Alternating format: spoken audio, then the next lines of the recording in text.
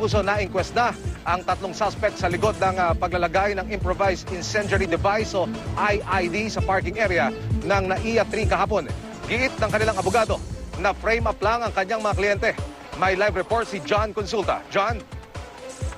Emil, nakakuha ang GMA News ng video ng aktwal na operasyon ng NBI Anti-Organized and Transnational Crime Division ng kasuko ng mga miyembro ng Old Night araw sa parking lot ng NAIA Terminal 3. Maingat na inspeksyon, Emil, na mga eksperto ng NBI ang mga tao na nakita sa likuran ng puting trevo. Bukod sa mga narecover na pampasabog, bala at arma, may nakuhang copy rin ng manifesto ng grupo na dapat sana'y ipapadala sa media organization sakaling maisakatuparan na ang kanilang pag-atake. Nagugat daw hindi ang mga matinding pagkadismaya ng grupo sa kasalukuyang administrasyon sa kabiguang may patanggol ang bansa laban sa panghihimasok umano ng China sa Pilipinas. Kinilala mga suspect na sina Emmanuel San Pedro, Sonny Yohanon at Grandier Guerrero na miyembro ng grupong Guardian. Kanina ipakita din Mil ng DOJ at NBI sa mga miyembro ng media ang apat na nakumpiskang improvised incendiary device na gagamitin sana sa kanilang operasyon. Sabi ni Justice Secretary Laila de Lima, plano ng grupo na ilagay ang bomba sa palikuran ng NAIA 3, pati na sa tatlong palikuran sa loob ng SM Mall of Asia. Maglalagay rin daw dapat sila ng pampasabog sa opisina ng DMCI sa Makati at magkakagawa ng strafing sa Chinese Embassy. Hindi ko mamibig email ng mga suspect sa inquest proceeding kanina sa DOJ. Pero kita ang kanilang abogado na si Attorney Oliver Lozano, miyembro ng teroristang grupo, kanyang mga kliyente.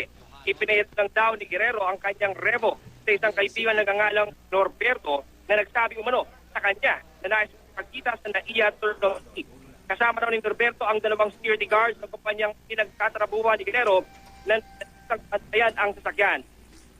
Ibin ni Lozano ay na-frame up ang kanyang mga kliyente at nais lang daw na gamitin ang senaryo para sa umano'y term extension ng administrasyon na sa kanyang report na nakuha ay pinangungunahan daw ng isang Congressman Erice. Ang mga putok na na-recover ay maaari din daw para sa Pasko at bagong taon. Pinampana ng kasong illegal possession of explosives at illegal possession of firearms ang tatlong na-arrestong suspect. Tuloy naman ang follow-up operation ng NBI para ang ibang miyembro ng grupo. Yan mo na latest mula pa rin dito sa NBI. Balik sa iyo,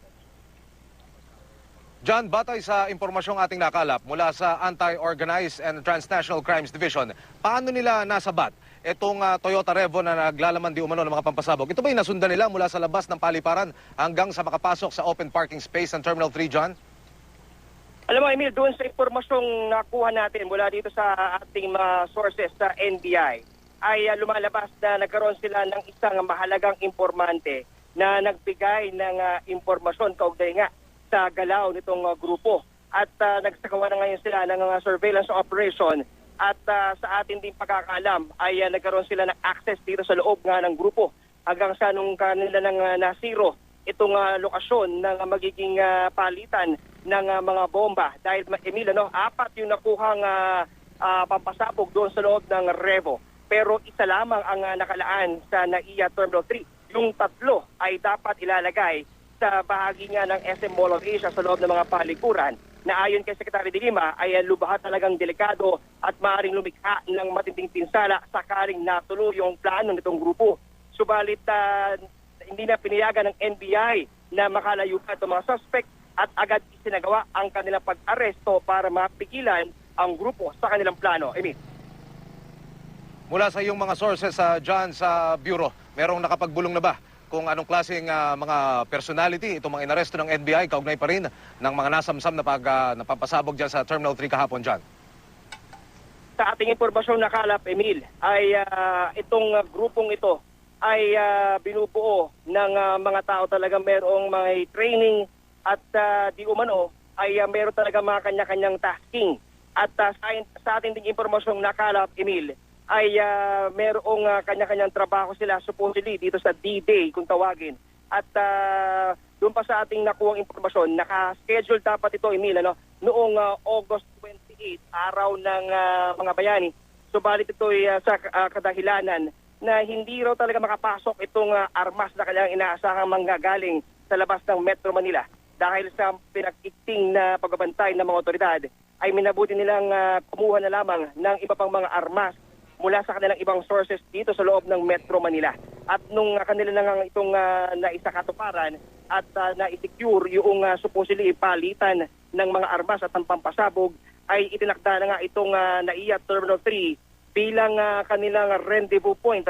At matapos ng maisagawa yung supposedly strafing sa Chinese Embassy sa isang gusali sa Makati at pampasabog dito sa Makati sa isang mall, ay supposedly magre-regroup itong grupo dito sa NAIA Terminal 3 bago pull out sa kanilang headquarters. Subalit lahat ng ito ay naunsami dahil sa matagumpay na operasyon ng NBI. Emil. Mula sa NBI Main Office sa Taft Avenue, Manila, maraming salamat, John Consulta.